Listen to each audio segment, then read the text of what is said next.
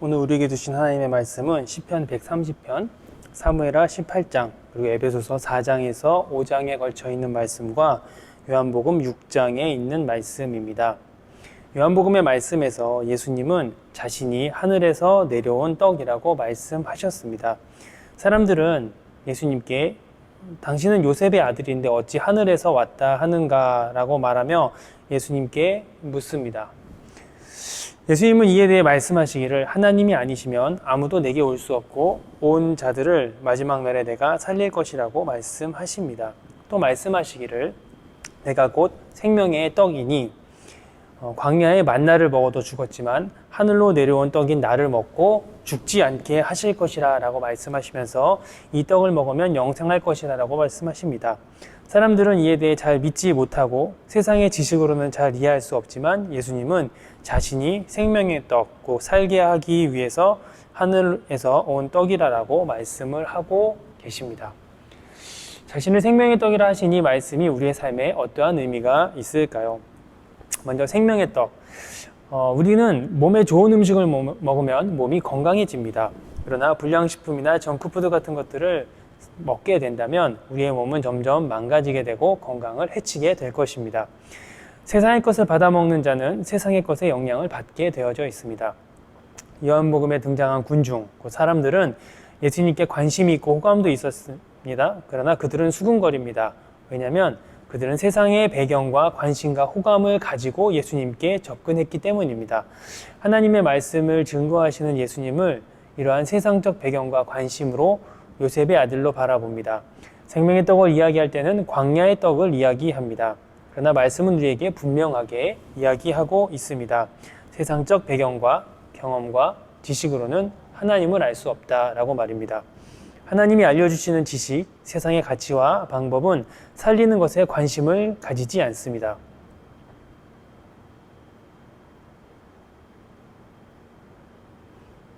더 많이 가지고 빼앗고자 하는 마음을 품게 하고 우리에게 다가오시는 하나님의 말씀, 하나님의 모습을 듣지 못하고 보지 못하게 만듭니다. 하나님이 알려주시는 지식이 아닌 세상의 가치와 방법을 따르면 이렇게 되어집니다. 한 가지 더 생각해 볼 것은 살리는 길을 택하는 삶에 대한 이야기입니다. 살리게 하시는 하나님의 떡, 하나님의 말씀, 하나님의 아들. 바로 이런 하나님의 말씀을 깨달은 사람이 오늘 우리가 함께 본 말씀 중에 나옵니다. 사무엘하 본문에 나온 다윗입니다. 말씀의 다윗은 압살롬과의 전쟁 중에 있었습니다. 이 이야기에서 다윗은 끝까지 살리려는 모습을 보이게 되고 압살롬은 죽여서라도 자신이 세상의 권력을 얻으려고 아버지를 끝까지 죽이려는 모습을 보여줍니다. 다윗은 하나님의 마음에 합한 사람이었습니다. 사울이 다윗을 죽이려 할 때 다윗은 단 한순간도 사울을 죽이려 하지 않았습니다. 비록 한순간 죄를 지었고 그 죄로 인해서 하나님의 책망을 받게 되지만 회개하고 돌아온 다윗은 다시 하나님의 마음에 합한 삶으로 돌아오게 됩니다. 그런 다윗의 삶은 여전히 살리는 것, 거기에 관심을 가지고 살아갑니다. 압살롬을 살리기 위한 삶을 선택한 다윗의 모습이 나오게 됩니다.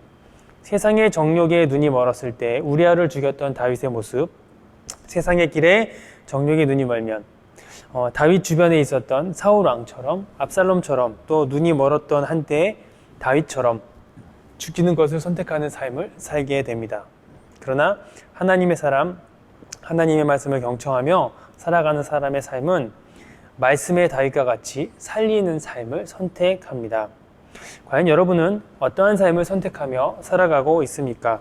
생명의 떡이라 말씀하시는 예수님의 말씀을 듣고는 계십니까? 세상적 지식과 방법으로 하나님을 해석하려 하고 있지는 않습니까?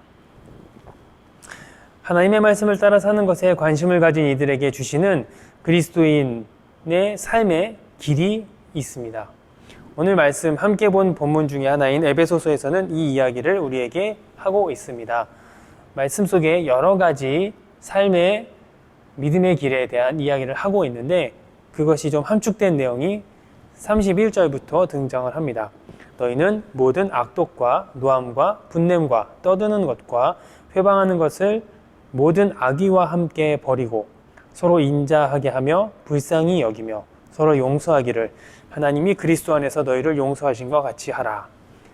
그러므로 사랑을 입은 자녀같이 너희는 하나님을 본받는 자가 되고 라고 이야기하고 있습니다.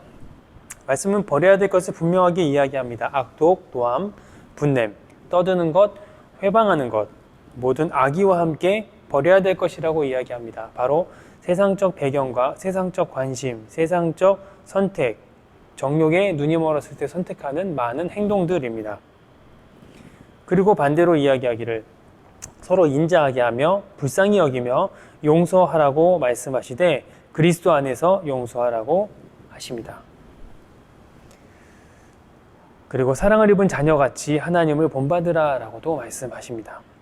바로 생명의 떡을 나누어 주시는 하나님과 같이 그러한 생명의 떡을 나누기 위하여서 이 땅에 오신 예수님과 같이 우리도 살리는 길을 택하라고 말씀하고 계신 것입니다. 오늘 우리는 말씀을 통해서 나는 생명의 떡이라 하신 예수님의 말씀을 경청해 봅니다. 그리고 그 떡을 통하여 영원히 죽지 않게 하리라 라고 하신 우리에게 주신 은혜도 떠올려 봅니다. 그와 더불어 생명의 떡을 먹은 사람, 생명의 떡을 소유한 사람으로서 살아갈 삶의 자리에 대해서도 한 번 더 생각해 보아야 할 것입니다. 서로 인자하게 불쌍히 여기며 용서하며 살리시는 하나님을 본받는 삶을 살아가는 것, 바로 이것이 생명의 떡을 가진 사람, 하나님의 마음을 따라 살아간 다윗과 같은 삶의 자리가 아니겠습니까? 오늘 우리 이 말씀을 통해서 생명의 떡을 가진 자의 삶에 대해서 다시 한번 묵상해 보며 우리에게 주신 하나님의 은혜에 합당한 삶을 선택하고 살아가실 수 있는 귀한 여러 성도님들이 되시기를 주님의 이름으로 축복합니다.